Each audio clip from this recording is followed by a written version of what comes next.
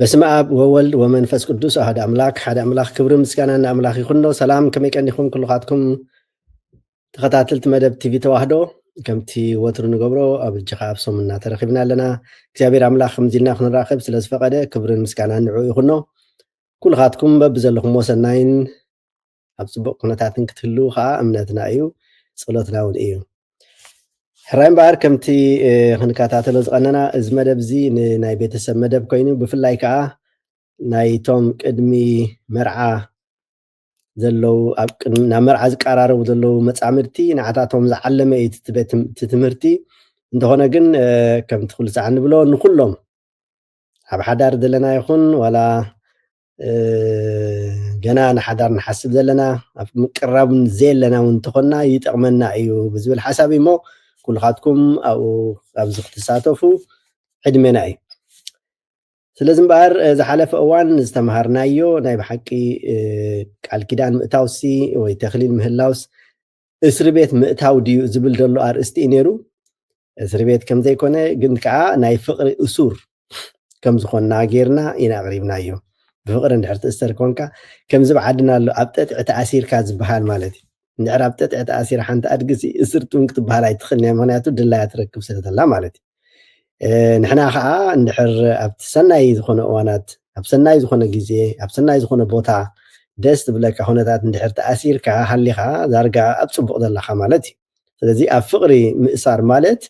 እቲ ኩሉ ፅቡቕ ነገር ኣለካ ማለት እዩ። ስለዚ እስር ቤት ኢልካ ክትሓስቦ ይትኽእል እያ። ብመሰረቱ እስር ቤት ዝበሃል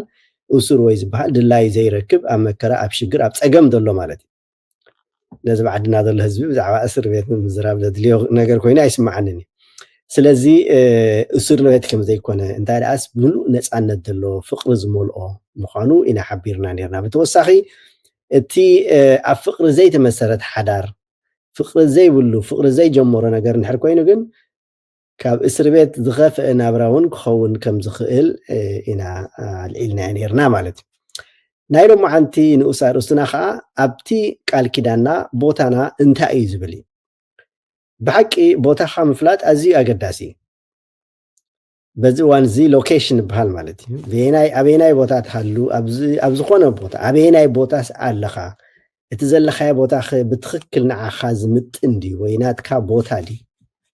ስለዚ ኣብ ሓዳር ኣዝዩ ፀገም ዝፈጥር እንታይ እዩ? ቦታኻ ደይምፍላጥ ከምፆ ዝኽእል ሳዕብየን ማለት እዩ። ድሕሪ ቦታኻ ዘይትፈልጥ ኮንካ ኣዝያ ሽግር ኢኻ ትፈጥር።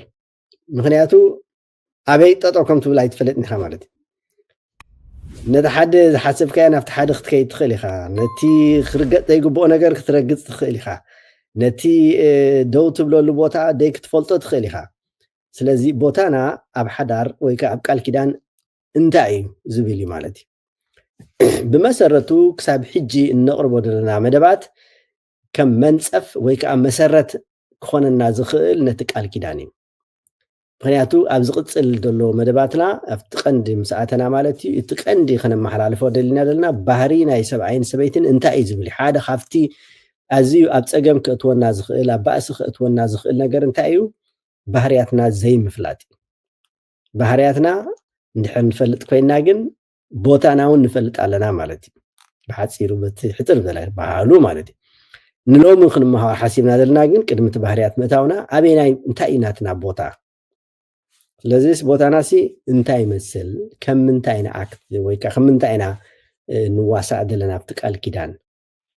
ኢና ክንርኢ ማለት እዩ። ቦታና ምፍላጥ ከም ትቅድም ዝበልክዎ ኣዝዩ ኣገዳሲ እዩ። ኣብዚ ቦታኻ እንድሕር ተረኺብካ ኣብ ፀገም ክትወድቕ ትኽእል ኢኻ ማለት እዩ። ስለዚ ቦታኻ ምፍላጥ ኣዝዩ ኣገዳሲ ማለት እዩ። እምበር ነዚ ክሕግዘና ዝኽእል ከምቲ ኩሉ ሰዓት ንገብሮ በቲ ስላይድ መሰረት ብምግባር ነታ ስላይድ ከደይባ እሞና ኣብዚ ድሕሪኡ ክንሪኣ ንኽእል ኢና ነታ ቦታና ማለት እዩ ስለዚ እንታይ ይብለና ኣሎ ኣብዚ ቦታና እንታይ እዩ ዝብል እንድዩ ሰብኣይ ከም ክርስቶስ ሰበይቲ ከዓ ከም ቤተክርስትያን ዝሓለፈ እዋናት ገሊፅና ነርና ሰብኣይ ልክዕ ከም ካህን ሰበይቲ ከዓ ከም ዲያቆን ሰብኣይ ሎሚ ከዓ ሰብኣይ ከም ክርስቶስ ሰበይቲ ከዓ ከም ቤተክርስትያን ኢትናትና ቦታ ማለት እዩ ስለዚ ሰብኣይ ከም ክርስቶስ ኮይኑ ነታ ቤት ይመርሓ ማለት እዩ መሪሕ እዩ እንተ ደኣ ሕጂ ንኣብነት እቲ ሰብኣይ ክመርሕ ከሎ እታ ሰበይቲ ከዓ ምስኡ ትምራሕ ማለት እዩ ሕጂ መራሕን ተመራሕን ማለት ከምዚ ጊላን ባርያን ወይ ጎይታን ባርያን ጌርና ክንወስዶ ይብልናን ብዙሕ ሰብ ብፍላይ ከዓ ብወገን ደቂ ኣንስትዮ ከምኡ ዝስምዐና ኣሎ ግን ኣይኮነን እቲ ዝኸፍእ እኳ ደኣ እቲ ናይ ብሓቂ መራሒ ዝበሃል እንታይ ማለት እዩ መስዋእቲ ዝኸፍል ማለት እዩ ከምቲ ሕያዋይ ጓሳ ንብሎ ጎይታና የሱስ ክርስቶስ ኣብ ክንዲ ኣባጊዑ ዝመውት ማለት እዩ ሰብኣይካ ኣብ ክንዲ ቤቱ ኣብ ክንዲ ሰበይቱ ኣብ ክንዲ ቤተሰቡ ዝመውት ዝከላኸል መጀመርያ መስዋእቲ ዝኸውን ማለት እዩ ስለዚ ነቲ መስዋእቲ ዝተዳለወ ሰብኣይ እዩ ታናቱ ቦታ ሰብኣይ ዝበሃል ከዓ ንሱ ማለት እዩ ብናይ እንግሊዝኛ ባህላ እንታይ ይበሃል ሲ head of the household ናይታ ቤት ሲ ርእሲ ማለት እዩ ሕጂ በታ ርእሲ ብምዃኑ ዝወሃቦ ስራሕ ናቱ ኣሎ ምክንያቱ ናይ መሪሕነት ስራሕ ይሰርሕ ኣብቲ ናይ መሪሕነት ቦታ እንድሕርታ ሰበይቲ መራሒ ክኸውን ትብል ኮይና ግን ኣብ ፀገም ትወድቃላታ ቤት ማለት እዩ ሓደ ኣውቲስታ ጥራሕ ይደሎ ነቲ ኣውቲስታ ካብቶም ተሳፈርቲ ኣይ እስኻ ኣውቲስታ ኣይትኽእሎን ኢኻ ዘለኻ እሞ ኣልግስ ኣነ ክዝውር እየ እንድሕር ዝብሎ ኮይኑ እቲ ሰብኣይ እቲ ኣውቲስታ ከዓ ካብቲ ቦታ ንክለቅቕ ፀገም ስለ ዝኾነ ምክንያት እናዘወረ እዩ ዘሎ ተኾነ እንድሕር ናይ ብሓቂ ክቅየር ዝሊ ኮይኑ ገና ከይተበገሰ ምቕያር የድሊ ወይ ከዓ ኣብ መገዲ ጠጠው ኣቢልካ ድሕሪኡ እምበኣር ክቅየር ክትብሎ ትኽእል እንዳዘወረት ከላ ግን ኣልዒልካ ካልእ ክትቅይር ኣይከኣልን እዩ እንታይ ክትከውን ማለት እዩ ኣውቶቡስ ወይ እታ መኪና ኣብ ዘየድላ ኣንፈት ክትከይድ እያ ክትፀድፍ እያ ወይ ክትግምጠል እያ ኩላቲ መራሕ መኪና ጥራሕ ዘይኮነስ ኩሎም ኣብቲ መኪና ተሰቂሎም ዘለዎ ሰባት እውን ናይ ምሟት ሓደጋ ክገጥሞም ይኽእል ማለት እዩ ልክዕ ከምኡ ከዓ እቲ ሰብኣይ ኣብ ዝመርሓሉ እዋን እታ ሰበይቲ ኣነ እየ ዝመርሕ ኢላ እንተ ደኣ ቦታ ትሕዝ ኮይና ኣፀጋሚ እዩ ማለት እዩ ስለዚ እታ ቤት ክልክዕ ከምታ መኪና ኣብ ሽግር ትወድቕ ዘላ እታ ቤት እንተሎ ኣብ ሽግር ክትወድቕ እያ ማለት እዩ እቲ ሰብኣይ እንድሕር ናይ ምምራሕ ዓቕሚ ዘይብሉ ኮይኑ መጀመርያ ገና ኣብቲ ቃል ኪዳን ከይኣተዉ ከለዉ ክትምርምር ግባእ ነይሩ ማለት እዩ ብኡ ምክንያት ከ ሓንሳብ ኣብታ ክስታይ እንድሕር ተሰቂልካ ቃል ኪዳን እንድሕር ኣቲኻ ንድሕሪት ክትምለስ ኣይትኽእልኒ ኢኻ ንቅድሚት ጥራሓ ክትከይድ ትኽእል እታ ቤት እቲኣ ክትፈርስ ኣይትኽእልኒ ሓንሳብ እግዚኣብሔር መዝጊብካ እዩ ክልቲኦም ከዓ ሓደ ኣካል ኮይኖም እዮም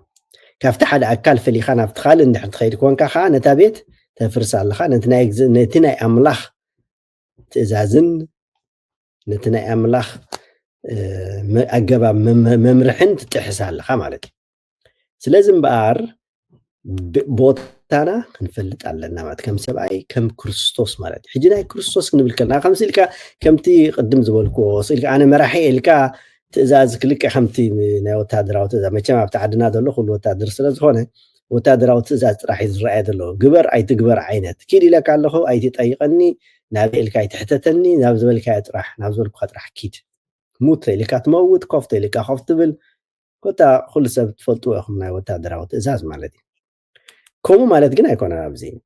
ኣብዚ ናይ ፍቕሪ ኢና ኣብቲ ናይ ወታደራዊ ትእዛዝ ፍቕሪ ዘሎ መስለኩም የለን ፍቕሪ ዝበሃል ነገር ቦታ የብሉን ኣብኡ መራሒኻ ናይ ወታደር ዘሎ በቃ ንዓኻ ዳርጋ ፈጣሪኻ ማለት እዩ ተደሊቑ ትለካ ተደሊ ዝላ ይገብረካ ብፍላይ ኣብዚ ሕጂ ዘሎ ማለት እዩ ስለዚ እዚ ከዓ ናይ ውትድርና ስርዓት እዩ ኣብ ኩሉ ዓዲ ዘሎ ማለት እዩ በቲ ሓደ ወገኑ ምክንያቱ ወታደር ማለት እዙዝ ማለት እዩ ካልእ ብልሓት የብሉን እዚ ኩሉ ወታደር ንኣብነት ኣብ ስልጠና እዋን ዝፈልጥዎ ትኾኑ ተማኡ ዝሓለፍኩም እንታይ ዝብል ኣሎ ፊስካ ነፊሑ ንየማን ጥምት ንፀጋም ጥምት ፊስካ ነፍሓልካ ኩሉካ ትእከብ ፊስካ ነፍሓልካ ኩሉካ ትብተን ፊስካ ነፍሓልካ ኩሉ ስኻ ትበልዕ ንየማን ትጥምት ንፀጋም ትጥምት ንድሕሪት ትኸይድ ገለ ዓይነት ማለት እዩ ሕጂ እዚኦም ማዕልያ ዘይብሎም ኣሻሓት ዝቁፀሩ ሰብ ብሓንቲ ንእሽቶ ፊስካ ጌርካ ፊፅ ከተብለሎም ከለካ እቲ ዝተበልካዮ እቲ ዝተባሃልዎ ይገብሩ ማለት እዩ እንታይ ማው ዘማራ ዘለማምድዎም ደለው ምእዛዝ እዮም ዘለማምድዎም ካልእ ዋላ ሓንቲ ነገር ኣይኮነን እምበር ንየማን ስለ ዝጠመትካ ወይ ንቅድሚት ስለ ዝኸድካ ኣብቲ ናይ ውግእ ቦታ ኣድማዕ ክትከውን ኢኻ ማለት ኣይኮነን ሃይዳስ እዙዝ ክትከውን ኢኻ ማለት እዩ እዙዝ ሕጂ ግን ኣብዚ ነዚ ናይ ወታደራዊ ኣገባብ ወይ ከዓ ናይ ወታደራዊ ሓሳብ ናይ ውትድርና ሓሳብ ዘሎ ኣምፂና ኣብ ቤት ናይታ ተኽሊል ኣእቲና ሰብኣይ ስሊ ከም ሓደ መራሕ በጦለኒ ወሎ ዋላ መራሕ መስርዕ በሎ ዋላ ድላይካ በሎ ከም ሓደ ሓላፊ ናይቲ ወታደር ከምኡ ማለት ኣይኮነን ከምኡ ዝርዶም ካማልያ ደይብሎም ሰብኡት ኣለዉ ብከምኡ ኣገባብ ጌርካ ነታ ቤት እንድሕር ክትመርሕ ኮንካ ነታ ቤት ናብኢኻ ክተእትዋ ናብ ገደል ናብ ምፅዳፍ ደቂ ከምቲ ብፅቡቅ ገይሩ ዘይ ምዝዋር ዘይክእል ኣውቲስታ ወይ ከዓ መራሕ መኪና ኢኻ ማለት እዩ ስለዚ እዚ ኣዝና ክንፈልጦ ይግባአና ከም ምንታይ ዝብለና ዘሎ ኣብዚ ሕጂ ከም ክርስቶስ ርኢና ኢና ንምንታይ ተፈጢሩ ካብ ገና ካብ ምውላዱ ጀሚሩ ማለት እዩ በየናይ ትዕግስቲ ከም ዝሓለፈ በየናይ ትሕትና ከም ዝሓለፈ ክውለድ እንከሎ ኣብ መብልዕ ማል ከም ተወልደ ካብ መብልዕ ማል መደቀሲ ተሳኢንዎ ማለት እዩ ኣብዚ ሕጂ ዘለና ኩላትና ንሕሰብ ብወገንና እስኪ ብፍላይ እቶም ኣብ ሓዳር ዘለና ማለት እዩ ደቅና ዶ ካብ ከምኡ መውለድናዮም ኣብ ቤት ናይ ማል መብልዕ ቦታ ይፍፅም እኳ ኣብዚ ናይ ምዕራባዊ ዓለም እኳ ዝተረኣየ ዘይፈልጥ ማልያ ዘይብሉ ክንደይ ነገራት ኣሎ ንሕሰብ ብወገን ክርስቶስ ንብሎ ዘለና ንክርስቶስ ከመይ ገይሩ ነቲ ክርስትና ከም ዝመርሖ እዚ ቅኑዕ ሰብኣይ ከዓ ነታ ቤቱ ከመይ ገይሩ ክመርሓ ከም ዝኽእል ካብኡ ክንርዳእ ንኽእል ኢና ብፀፍዖት እናተፀፍዐ እናተቐትለ ጡፍ እናተባህለሉ ብድዕ እናተዛረቡ እቶም ናቱ ፍጡራት ዝኾኑ እሞ ብሓንቲ መዓልቲ ዘይኮነስ ብሓንቲ ካልኢት ከጥፍኦም ዝኽእል ሓይሊ ከለዎ ማለት እዩ ሃይዳስ ዝኩሉ እዚ ብትዕግስቲ ሓሊፍዎ ማለት እቲ ሰብኣይ ከዓ ከምኡ ማለት እዩ ሰበይቱ ኣብ ትርብሾ እዋን ወይ ሰበይቱ ዘየድሊ ነገራት ኣብ ትገብረሉ እዋን ኮታስ ንዕኡ ብዝፈታተን መገዲ ኣብ እትፈታተነሉ እዋን መሪሕነቱ ሽዑ እዩ ከርኢ ዘለዎ ማለት እዩ ኣብ ግዜ ሰላም ኣብ ግዜ ደሓን ኩነታት ኣብ ግዜ ፍቕሪ ኩሉ ነገር ቀሊል እዩ ዝኸፍአ መሪሕነት ዘድልዮ ግን ኣብ ግዜ ባእስን ደይምስምማዕን ኣብ ዝህልወሉ እዋን ማለት እዩ ስለዚ እምበኣር ኣብ ዝኾነ ይኹን ህሞት እቲ ሓላፍነት ዝወስድ እቲ ሰብኣይ እዩ ምክንያቱ ንሱ መራሒ ርእሲ ስለ ዝኾነ ማለት እዩ እታ ቤት እቲኣን ድሕር ክትብተን ኮይና ሓላፍነት ዝወስድ እቲ ሰብኣይ እዩ ክርስቶስ ወይ ኣምላኽ እውን ዳሕራይ ዝሓቶ ነቲ ሰብኣይ ነታ ሰበይቲ ይኮነትን ስለዚ እምበኣር ቦታና ምፍላጥ ኣዝዩ ኣገዳሲ እዩ ከምቲ ዓንተ ወይ ዝበልክዎ ማለት እዩ ከም ክርስቶስ ክንከውን ኣብ ዝኾነ ይኹን ህሞት እታ ሰበይቲ ንዓና ብዝቃፅል መገዲ እውን እንተኸደት ከም ትቅድም ዝበልናዮ በታ ናይ መጀመርያ ፍቕሪ እንተደኣ ተኣሲርና ኮይና ንመስዋእቲ ከዓ ድልዋት እንድሕር ኮይና ቀሊል ዝኾነልና ማለት እዩ እንተደኣ ብጥቕሚ ተኣሲርና ኮይና ካብቲ ፍቕሪ ወፂና እንድሕር ኮይና ግን ዝልብልብ ሓዊ ክኸውን ማለት እዩ ክርስቶስ ዕላምኡ እንተዘይፈልጥ ነይሩ ክንደይ ምተሰቃየ ነይሩ በቲ ኩሉ ዝገብሮ ዝነበረ በቲ ዝወረዶ ማለት እዩ እቲ ሰብኣይ እውን ከምኡ ካብኡ ዝተበገሰ ከዓ ሎሚ ብፍላይ ቶም ሕጂ ሓደስቲ ክትምርዓው ሓዳር ክትገብሩ ተክሊል ክህልወኩም እንትደልዩ ዘለኹም መፃምድቲ ከመይ ገይሮም ከም ዝኾኑ ዘለዉ ንሕና ከምኦም ፍፁም ኣይንኸውን ኢና ከም ትብሉ ርግፀኛ እየ ግን ኩሉ ዝመርዖ ሰብ ኩሉ ሓዳር ዝኣቱ ሓደ መዓልቲ ክንበኣስ ኢና ኢሉ ኣይኣቱን እዩ ንሓንቲ ካልኢት ከማን ኣይሓስቦን ኢኹም ኢሉ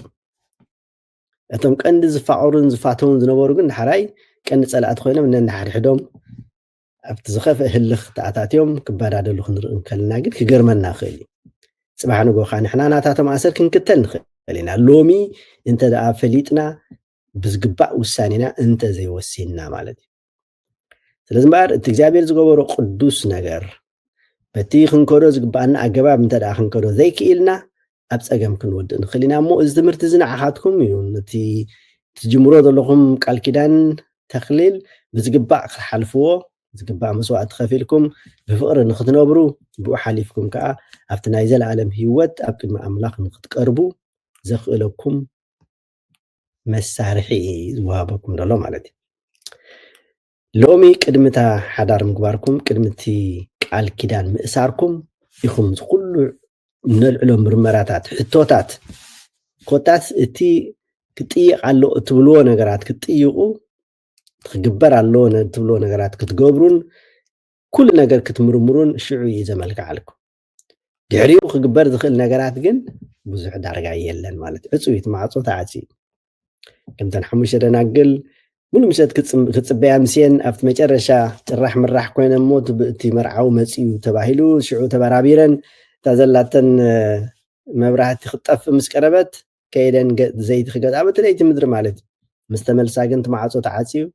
ኣይፈልጠክን ኢኻ ኢልወን ማለት እዩ ስለዚ እምበኣር ከምኡ ከይንበሃል ግቡእና ንፍለጥ ቦታና ንፍለጥ ታናይ መጀመርያ ዘለዓልናያ ከም ሰብኣይ ከም ክርስቶስ መራሒ ከም ዝኾነ ማለት እዩ ብእቲ ዝበዝሕ ግዜ ኣብ ዘጥፍእ ዘለኹ ብዝኾነ ይኹን መለክዒ መመኽነይታ ክህልዎ ኣይክእልን እቲ ሰብኣይ ሓላፍነቱ ክስከም ክኽእል ኣለዎ ሰበይቲ ከም ድላያ ትኹን ገለ ትኹን እዚ እንድያ በድላት እዚ እንዳ ገይራት እዚ እንደ ኮይነ ገለታ ዝበሃል ነገር ቦታ የብሉን ብዝግባእ ክመርሕ ግን ኣለዎ ማለት እዩ ሕጂ እዚ እንድሕር ኮይነ ሰብኣይ ቦታ ንማንም ከዓ ክህብ የብሉን መሪሕነቱ ገሪፉ ንዕዝ ክስ ክመርሕኒ እውን ክብል ኣይክእልን እዩ ምክንያቱ መራሒ ኮይኑ እቲ ቦታ ተዋሂቦ ደሎ ማለት እዩ ስለዚ እምበኣር ኩሎም ሰብኡት እዛ ሓላፍነት እዚኣ ምስካም ከም ተድልየኩም ብእዋኑ ምፍላጥ ኣዝዩ ኣገዳሲ እዩ ኣብ ሓዳር ዘለኹም ከዓ ምምራሕ ዓቢኩም ወይ ከዓ መሪሕነት ንስኹም ትቦ ዘለኹም ነታ ሰበይቲ ምምማ ኣቢዋ ወይ ተፀጊማ ወይ ከዓ ቤተሰብ ኣብ ሰንከልከል እንዳበለ ዝኸይድ ንድሕር ኮይኑ ከምታ ክትባላሾ ዝቀረበት ሓገግ እንዳበለት ትኸይድ ዘላ መኪና ሕጂ ዶ ወደቐት ሕጂ ዶ ፀደፈት ሕጂ ዶ ጠጠው በለት እንዳበለት ትኸይድ ዘላ ከምኡ ኣብ ዘለኹም ሙሉ ቦታኻ ሰብኣይ መጀመርያ ሓላፍነት ካፍለጥ ብዝግባእ መስዋዕቲ ክትከፍል ድልው ይኹን ናይ መጀመርያ ፍቅርካ ዘክር እታ ፍቅርቲ እያ እንድሕር ዘኪርካያ ብትክክል ክትዝመርሕ እታ ሒዝካያ ዘለኻ መኪና ኢልና ከም ምሳሌ ቅሪብና ዘለናኻ ክሳብ ናይ ዘለኣለም ከም ትወስዳኻ ርግፀኛ እየ እግዚኣብሔር ከዓ ዘድሊ ሓገዝ ክገብረልካ እዩ እንተኾነ ግን ኣብኡ ክትበፅሕ ከለካ ከቢድ ምንዳድ ከቢድ ምሕማም ማህረምትን መፅረፍትን ከምቲ ናይ ክርስቶስ ዝበልናየ ማለት እዩ ከምኡ ጌርካ ከም ትሓልፍካ ፍለጥ ሸናዕ እንዳልካ ብደስታ ትኾነ ነገር ኣይኮነን ስቃይ እናተሰቃኻ ትሓልፎ እዩ እንተኾነ ግን ውፅኢቱ ጥዑም እዩ ምክንያቱ ውፅኢቱ ኣዝዩ ደስ ዘብል ማለት ናይ ዘለኣለም ሂወት ኢና ንዛረብ ዘለና ማለት እዩ ስለዚ ኣብ ከምኡ ገልጠምጠም ዘለኹም ሰቡት መጀመርያ ቦታኹም ኣለልዩ ከም ክርስቶስ ምሰሉ ሕራይ እምበኣር እዚ እንድሕር ኮይኑ ናይ ሰብኣይ ቦታ ናይ ሰበይቲ ቦታ ከንታይ እዩ ክንብል ከዓ ባህርያዊ ማለት እዩ እታ ሰበይቲ ከዓ ንልዕካ ከም እንታይ ኣላ ከም ቤተክርስትያን ክንታይ ክትገብር ክትእዘዝ ኣለዋ ማለት እዩ ከምዚ ሕጂ ንሪኣ ዘለና ቤተክርስትያን ኣይንኹን እቶም ናይ ኣምላኽ ሰባት ዝበሃሉ እቶም ኣብ ቤት ፀሎት ዝመላለሱ ነበሩ ንሶም እዮም ቀቲሎሞ ንክርስቶስ ንሕና ሎሚ ከምኡ ጌርና ክንቀትሎ ኣይኮና ቤተክርስትያን ናይ ክርስቶስ ተኣዛዚት እያ ንክርስቶስ እተምልኽ እያ ኣንስቲ ንሰብኡትን ከተምልኽ ኣለዎ ማለት እያ ኣይኮንኩ ከምኡ ጌርኩም ከይትወስድዎ ማእታኒ እንታይ ደኣስ ምስኡ ኮይና ግን ትሰርሕ ማለት እዩ ትእዘዝ እቲ ዘድሊ ነገራት ከዓ ትገብር ማለት እዩ ቤተክርስትያን ነቲ ክርስቶስ ዝሞተሉ ዕላማ ኣብ ተግባር ተውዕሎ ማለት እዩ እቲ ዝመርሕ ዘሎ ሰብኣይ መቲ ዝመርሖ ዘሎ ቤት እታ ቤት እቲኣ ብዝግባእ ክትከይድ ደቃን ገዝኣን ክሽንኣን ብዝግባእ ዓቂባ ነቲ ሰብኣይ ኣብ ጎኑ ኮይና ክትከይድ ኢ ናይታ ሰበይቲ ግደ ማለት እዩ ወይ ከዓ ቦታኣ ክትመራሕ ኣይኮነን ቦታኣ እንታይ ደኣስ ነታ ቤት እቲኣ ክትዕቅብ ናታ ባህርያት ኣለዋ ዳሕራይ ንልዕሎ ማለት ሓደ ካብቶም ባህርያት ናይታ ሰበይቲ እንታይ እዩ የዋህነት እዩ የዋህ ወሃቢት እያ ኩለንተና ኢኻ ትህብ ስለዚ ከምኡ እናገበረት መስዋዕቲ እናኸፈለት ትኸይድ ማለት እዩ ንሰብኣያ መስዋዕቲ ትኸፍል ሰብኣያ ከዓ ንዓኣ መስዋዕቲ ትኸፍለላ ማለት እዩ በዚ ከምዚ ከዓ ክልቲኦም መፃምድቲ ደስ ኢልዎም እታ ቤትኦም ከዓ ቦታ ፍቅሪ ኮይና ከምቲ ሓለፈ እዋን ዝረኣናዮ እታ ቤት እቲኣ ነቲ ዓለም እንታይ ትኾን ኣላ ከም ብርሃን ከም ጨው ልክዕ ከም ተወሳኺ እውን ኢልና ነርና ኢና ከም ቀመም ማለት እዩ ኣብ ፀብሒ ይኹን ኣብ ሻሂ ይኹን ወይ ኣብ ዝኾነ ካልእ ነገራት ቀመም ንጥቀም ኢና ቀመም እንድሕር ርኢናዮ ብዙሕ ይኮነ እንደድልዮ እንታይ ደኣስ تي مقرت ناتو ما دومصو يتقند أقداس مالتي ስለዚህ ኣቶም እንታይ ይኾኑ ማለት ነቲ ዓለም ነቲ ኣብ ከባቢኦም ዘሎ ነቲ ጸልማት ዘሎ ማለት እዩ እሳቶም እንታይ ይኾኑ ኣለዉ የመቅርዎ ማለት እዩ ነቲ ከባቢኦም የብርህዎ ማለት እዩ በዚ ከዓ እግዚኣብሔር ይሕጎስ እግዚኣብሔር ይኸብር ማለት እዩ ስለዚ እምበኣር ቦታና ምፍላጥ ኣዝዩ ኣገዳሲ ምዃኑ ይዘርእየና ዘሎ ማለት እዩ ስለዚ እዚ ጽምዶ እዚ ኣብ መንጎ ሰብኣይን ሰበይትን ዘሎ ምጽማድ ጽምዶ ንብሎ ዘለና ናይ ክልቲኦም ብሓባር ኣብ ሓንቲ ኣርዑት ምቑራን ዝገብሮ ነገር ናይ ክልቲኦም ተሓባቢሮም ክሰርሕዎ ዝኽእሉ ማዕለያ ዘይብሉ ህይወቶም ኮነ ህይወት ከባቢኦም ክቕይር ዝኽእል ሓይሊ ዘለዎ ማለት እዩ ንሱ ከም ምንታይ ክግለጽ ከኣል መስለኩም ልክዕ ከምዚ ሕጂ ኒክለር ንብሎ ዘለና ማለት እዩ እቲ ኒክለር ኤነርጂ እታ ንእሽተይ ነገር ኤክስፓንድ ትገብር ተዓቢ ትፍንጫሕ ንኩሉ ከዓ ተባፅሕ ማለት እዩ እቶም ናይ ብሓቂ ሰብኣይን ሰበይትን ከዓ ከምኡ ገይሮም ንናብርኦም ስዒሮም ንከባቢኦም ኣብሪሆም ጨውን ቀመምን ኮይኖም ነቲ ሕብረተሰብ ክሓልፍዎ ይኽእሉ ማለት እዩ በዚ ነገር እዚ ከዓ እግዚኣብሔር ኢልና ያለና ይሕጎስ ኣቱም ብሩኻት ኣገልገልቲ ከዓ ይብሎም ከምቲ ገብርሄር ኢልና ንሪኦ ኣብ ጾም 4 ከምቲ ሕያዋይ ጓሳ ማለት እዩ ሕያዋይ ጓሳ ንስኻ ኢኻ ይብሎ ነቲ ሰብኣይ ነታ ሰበይቲ ከዓ ሕያወይቲ ጓሳ ንስኺ ኢኺ ይብላ ማለት እዩ እቲ ዝወሃበና ውህብቶ ከዓ ዘለኣለማዊ ስለዚ እምበኣር ነዚ ሓያል ዝኾነ ከቢድ ዝኾነ እግዚኣብሔር ዝጀመሮ ቃል ኪዳን ተክሊል ብዝግባእ ክንሕዞ ቦታና ሒዝና ከዓ ኣጽኒዕና ቦታና ክንሕዝ ቦታና ምፍላጥ ድሕሪኡ ከዓ ኣጽኒዕና ምሓዝ ንዓና ምልከት ማለት እዩ እታ ሰበይቲ ልክዕ ከምቲ ቤተ ክርስትያን ነቲ ክርስቶስ ዝሞተላ ዝደልዮ ኩሉ ትእዘዞ ማለት እዩ ምኩሉ ከዓ ክትገብር ንክርስቶስ ኢላ ትንቀሳቐስ ከምኡ እታ ሰበይቲ ነታ ቤታ ኢላ ደድሕሪ ሰብኣያ እናኸደት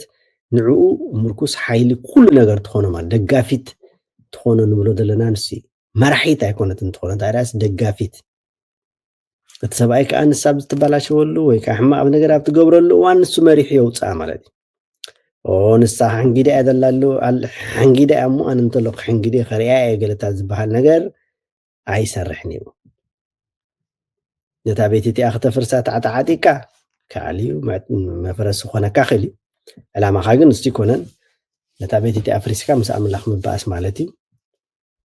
እንታይ ዳስ እንተ ደኣ ደቂ ከም ክርስቶስ ክኾን እየ ትብል ኮንካ ግን ከምቲ ኣብ ያዕቆብ ሓዋርያ ዝፀሓፎ እንታይ ኢሎ እቲ ጥበብ ዝጎደሎሲ ይምፃእ እሞ ይለምን ኩሉ ነገር ከዓ ክወሃቦ እዩ ኢልና ኣሎ ገለገለ ሰባት ምናልባት ክጠፍኣና ክእል ኾን ከመይ ጌርካ ኢኻ ክምራሕ ክንኽእል ኢና ወይታ ሰበይቲ ከመይ ጌር ኣነ ከም ቤተክርስትያን ክኾን ክትብል ትኽእል እያ ሓንቲ ነገር ጥራሕ ክትፈልጥ የድልያ እዩ ንሰብኣያ ጥራሕ ምእዛዝ እዩ ሰብኣይ ሓንቲ ነገር ጥራሕ የድልዮ እዩ ከም ክርስቶስ ምዃን ማለት እዩ ዝጎደሎም ድሕር ኮይኑ ከዓ ናብ ኣምላኽ ብሓንሳብ ኮይኖም ምፅሊ እታ ሰበይቲ ብከመይ ጌር ኣነ ንሰብኣየይ ክሕጉስ ንሰብኣየይ ክኽተል ከም ቤተክርስትያን ክኸውን እንታይ እየ ክገብር ጥበብ ሃበኒ ኢላ ናብ ኣምላኽ ክትልምን ትኽእል እያ እግዚኣብሔር ከዓ ክህባ እዩ ድሕሪ ከምቲ ክርስቶስ ዝበሎም ካባይ ንላዕለውን ክትገብሩ ትኽእሉ ኢኹም ኢልና እሞ ሓያል ዝኾነ ነገር ኣብኡ ክፍጠር ክእል ይፍቲ ቤት ድሕሪ ክልቲኦም ተሰማሚዖም ኒክላር ከምቲ ዓንተው ዝበልኮ ማለት እዩ ብዙሕ ነገር ንብዙሓት መርኣያ ንብዙሓት ዝስሕብ ነገር ክገብሩ ቀሊል ነገር ክኸውን ማለት ምክንያቱ ፍቓድ ኣምላኽ እዩ ሰብኣይ ከዓ ልክዕ ከምታ ሰበይቲ ኣነ ከመይ ገይረ ክመርሕ ዘለኒ ኢሉ ክሓስብ ኣሎ እንድሕር ዝውሕዶ ኮይኑ ጥበብ ይልምን ነቲ ጥበብ ኩሉ ዝህብ ኣምላኽ ንሱ ከዓ ጥበብ ክህቦ እዩ ኣብ ዝኾነ ይኹን ኩነታት ከዓ ከምቲ ቅድሚ ሕጂ እውን ኣልዒልና ነበርና እዞም ክልተ መፃምድቲ እዚኣቶም ብሓንሳብ ኮይኖም ክፅልዩ ከለዉ እግዚኣብሔር ከዓ ክሰምዖም እዩ እንታይ ኢልና ዘሎ እግዚኣብሔር 2 ወይ 3 ኮንኩም ኣብ እትፅልይሉ እዋን ኣነ ክሰምዓኩም እየ ኢልና እዩ እታ ዝተሓተት ቁፅሪ ከዓ 2 እያ ሳልሳዮም እግዚኣብሔር ይኸውን ዝሓለፈ ሰሙን ናይ ሎሚ 2 ሰሙን ዝተምሃርናዮ ንሱ እዩ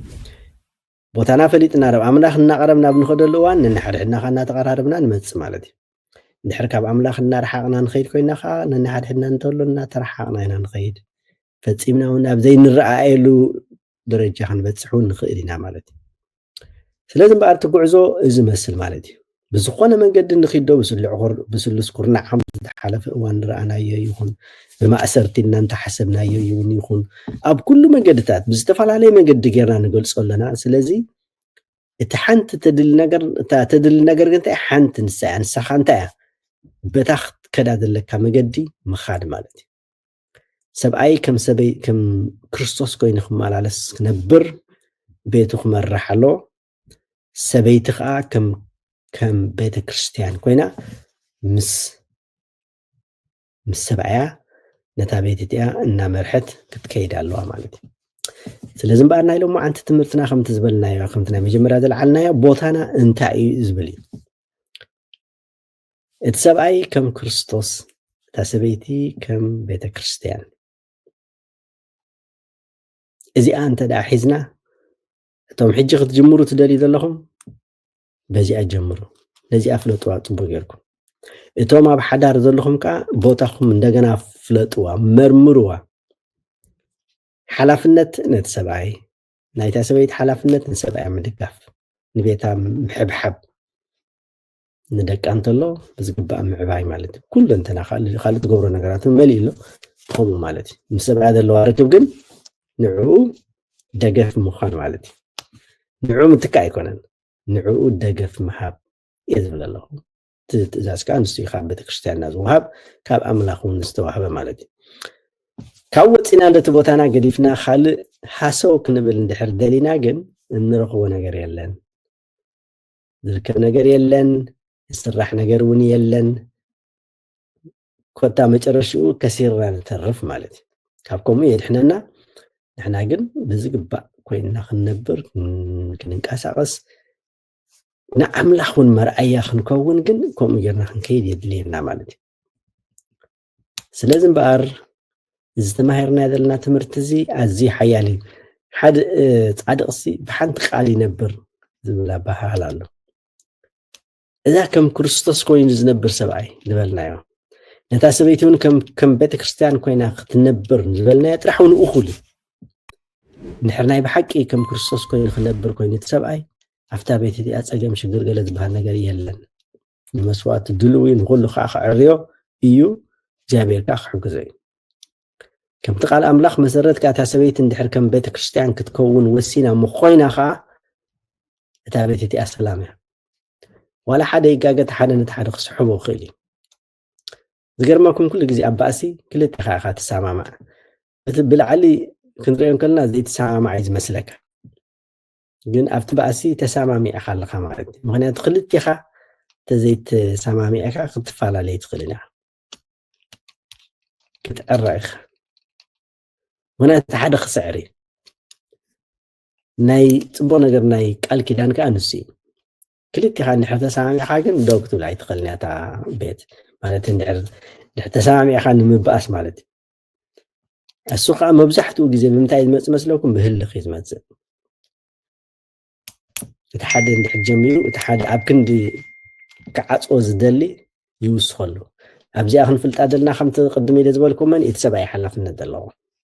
እታ ሰበይቲ እንድሕር ተሃላሊኻቶ ንሱ ደድሕሪኣ ክኸይድ ክትተሃላለኽ ኣይኮነን ዘሎ መስዋእቲ ክኸፍል እዩ ዘለዎ ክመልሳ ክኽእል ኣለዎ ማለት እዩ ስለዚ ህልኽ እዩ ትቐንዲ ናብኡ ዝወስድ ናድጋ መብዛሕትኦም ዝተፈላለዩ ሰባት እንድሕር ሓቲትኩሞም እንታይ ባእሲኩም ኢልኩም እንታይ ከም ዝበኣሰ እውን ኣይፈልጡን እዮም ምክንያቱ ብንእሽተይ ነገር ተጀመረ ሓደ ናብ ሓደ ናብቲ ሓደ ምትልላኽ ምስ ከደ ኣብ መጨረሽኡ ብምንታይ ከም ዝጀመረ እውን ኣይፈልጡን እዮም ስለዚ ከዓ እዩ ምትልላኽ ከም ምምላኽ ጣዖት እዩ ዝብሎ መጨረሽኡ ከዓ እንታይ ዝብሎ ሲኦል እዩ ምክንያቱ ሞት እዩ ሓደ ነቲ ሓደ ካስዮ ብል ሓደ ነቲ ሓደ ካስዮ እናተባህለ ኣብ መጨረሻ ክልቲኻ ተሃሳሲኻ ሓደ ሰዓሪ ዘይብሉ ክልቲኻ ስዕረት ጥራሕ ተቐቢልካ ትኸይድ ማለት እዩ ስለዚ እምበር ቦታና ንፍለጥ ዝብል ንእሽተይ መደብ ሎሚ ዝተዳለወ ኣብዚኣ ወዲእና ኣለና ቦታና ንፍለጥ ግቡእና ንፍለጥ ዝጎደለና ነገር እንተዳሃሊ ንኣምላኽ ንልምኖ ኩሉ ጥበብ ዝህብ ኣምላኽ ክህበኩም እየ ስለ ዝበለና ክህበና እዩ እምበር እቲ ሰብኣይ ልክዕ ከም ክርስቶስ እታ ሰበይቲ ከም ቤተክርስትያን እግዚአብሔር አምላኽ ንኩልኻትኩም ንኩላትና ندلي ذبلي بزقباء جرنا خنبر كم كريستوس سباي كم سبيت راهم بيتكريستيان كنا نخنبر እግዚአብሔር አምላኽ ይሐግዘና እቶም ሓደስቲ እግዚአብሔር ይሐግዝኩም ናይ ሎማዓት ትምህርትና ብዝወዲና ኣለና ሰላም ቅነ ይግበረልኩም ጽንኢልኩም ስለ ሰማዕኩም ና ዘይመስግን ክሳብ ዝመጽእ ዘሎ ሰሙን ሰላም ቀኒዩ ሰላም ኩኑ ክብርን ምስጋና ንኣምላኽ ይኹኖ አሜን ኣብ ዝምባር ወዲና ኣለና ቻው